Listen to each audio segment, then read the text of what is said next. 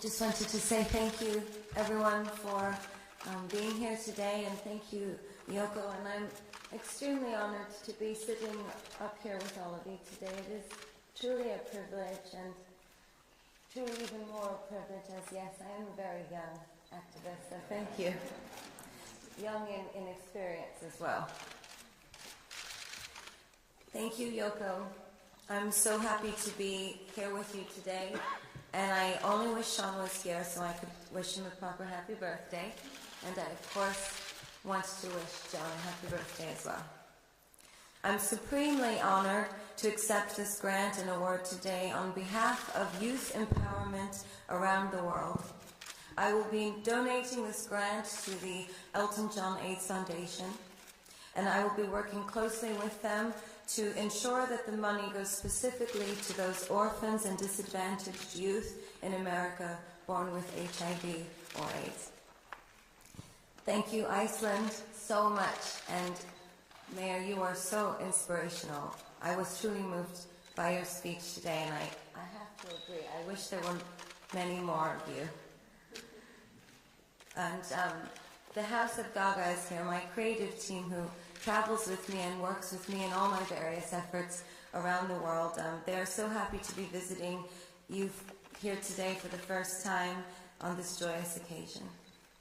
I was born and raised an Italian-American girl in Manhattan from a blue-collar family, third generation migrating from Italy.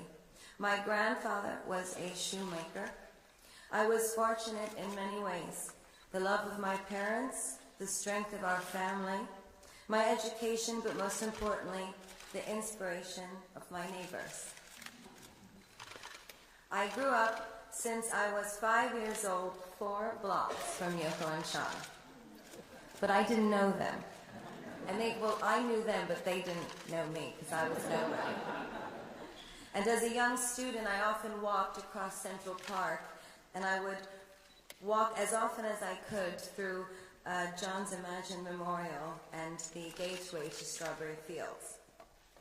I remember admiring the flowers, the legendary ones laid upon his memorial every day by his wife.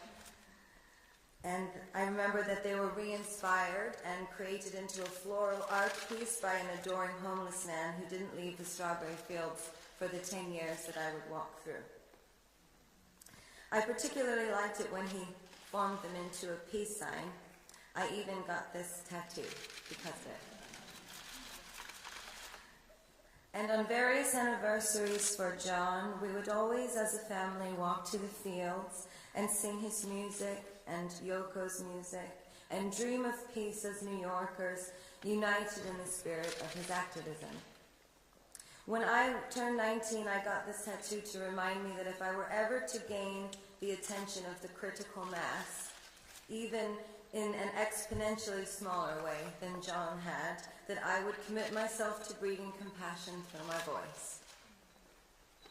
Today before Yoko, who I adore, respect, and cherish as one of the world's greatest, most loving, and wisest instruments of peace, who I now have as a friend and a mentor, I'm going to choose this moment to honor the commitment I made to peace when I was 14 in Strawberry Fields with my family.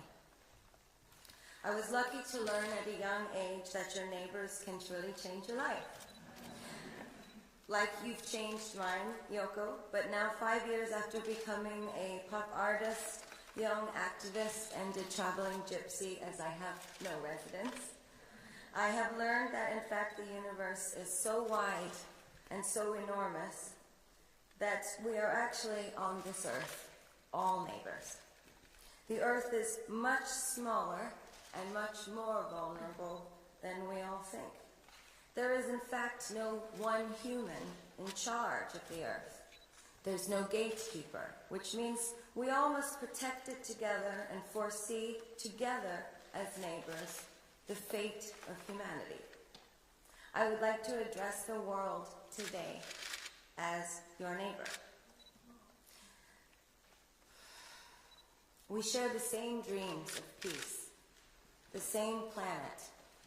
We share the same potential to succeed. So my gift to you today is this message. John and Yoko taught me long ago to keep it simple so everyone can understand. So world, breed compassion. Can we put compassion above all things? Can we be brave enough to fight for peace with no fight at all? Communication between neighbors is the vehicle through which everything we feel fights for itself naturally. But can we learn to communicate on an equal human level only and find peace through this compassionate communication? Why are we living only at the mercy of our governments and world institutions' definition of peace, and not our own? What about peace through compassion? What about day-to-day human expressions of peace? Not peace through process, or politics, or religion, or guns, or bombs, or propaganda, or government, but through the natural, equal, human, one another. Can we find it in ourselves to breed compassion for humanity that bears no boundaries? I came here to remind you that you can simply give peace a chance if you breed compassion. We all have the potential to communicate with empathy and seek peace entirely on our own as a civilization, freely, without the permission of anyone. You need not a Bill of Rights or a law to permit kindness.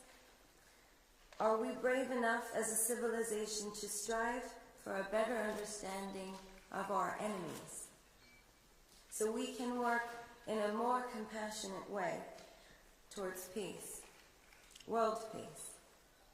Can compassion and communication be neighbors, just like we will be forever? No one human is in charge of the earth. We have to stick together. We're all responsible for every earth mess and every earth success. But to the naysayers, I want to ask you, is it impossible to dream? Impossible to imagine? Are some people just too radical, too criminal, too enemy, too different? Or are some human circumstances just too extreme, it's not worth communicating at all? When we stop communicating, it is only replaced with war. War on each other, war on the environment, and actually, war on peace itself. It is my experience as a public figure, through social media intelligence, my involvement in youth mobilization technology, and the research I've done with the Born This Way Foundation, that world culture at this moment is not naturally inclined toward compassion. For example, full equality in my country is still not given to all Americans. And I know we are not alone. So in my young activism, I will continue to communicate compassionately to the world and its leaders towards a peaceful resolution where my activism is relevant. So I just wanted to leave you with, today I just urge everyone in this room to use your voice compassionately. I'm not asking you to spread the word, I'm asking you to be a rebel and to take action, to do it. I dare you to be brave enough to be compassionate in a cynical age, to be a true rebel of your time. Right now the war on peace is growing, but we can begin its end. I believe compassion is the answer. I brought you a gift today. It is a gift for John and Sean for their birthday. It is the seed of a lotus flower and the seed of an olive branch. They both represent peace, and they both grow on the same planet we all live on. But alas, they are a different species of plant If they only knew how to talk to one another, I'm sure they would be friends. Thank you.